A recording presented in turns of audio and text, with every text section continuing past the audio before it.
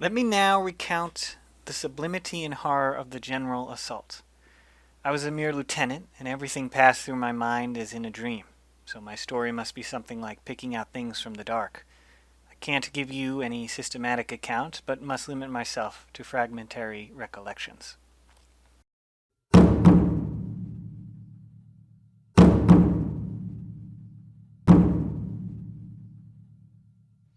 When a correspondent inspected the defenses of Port Arthur, his remark is reported to have been, "It is like an eagle's nest that even a skyscraping ladder cannot reach."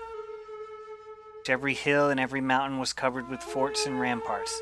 The landward side was encircled with iron walls of tenfold strength.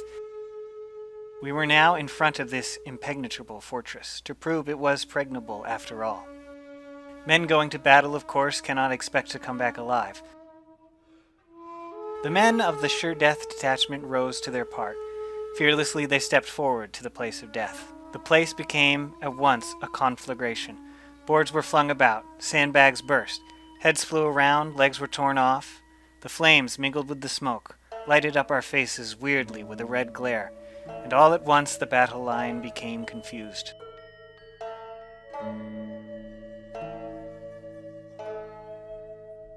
The black masses of soldiers who had pushed their way on now became a handful. All at once, as if struck by a club, I fell down, sprawling on the ground. I was wounded, struck in my right hand. The splendid magnesium light of the enemy flashed out, showing the piled-up bodies of the dead.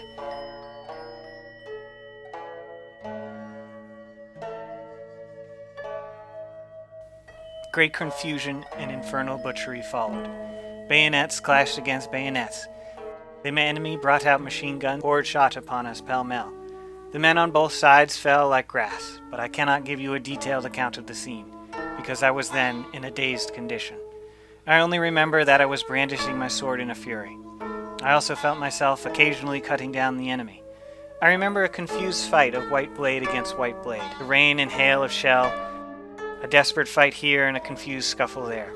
At last I grew so hoarse that I could not shout any more. Suddenly my sword broke with a clash. My left arm was pierced. I felt, and before I could rise, a shell came and shattered my right leg. I gathered all my strength and tried to stand up, but I felt as if I were crumbling and fell to the ground perfectly powerless. I was thus left lying alone, surrounded by dead and dying. This moment was the most hallowed, the most painfully sad, and the most exasperating in my life. I repeated to myself Nelson's words, "Thank heaven I've done my duty," and comforted myself with the idea that though doomed to failure, I had done my whole life's work. I thought of nothing else. I was only conscious that the lifeblood of a man 25 years of age was fast flowing to its speedy exhaustion, but I did not feel the pain of the wounds at all. Then someone came running stealthily to my side and fell down without a word. He not only rescued me from the encircling enemy, but also with great difficulty carried me to our main position. It was daytime, and the place was exposed to the Russian machine guns. He himself was wounded. If he had left me there, me, whose life was more than uncertain, and escaped to a safe place by himself, things would have been much simpler for him. But he had sworn to help me, and the promise was more important to him than his own life.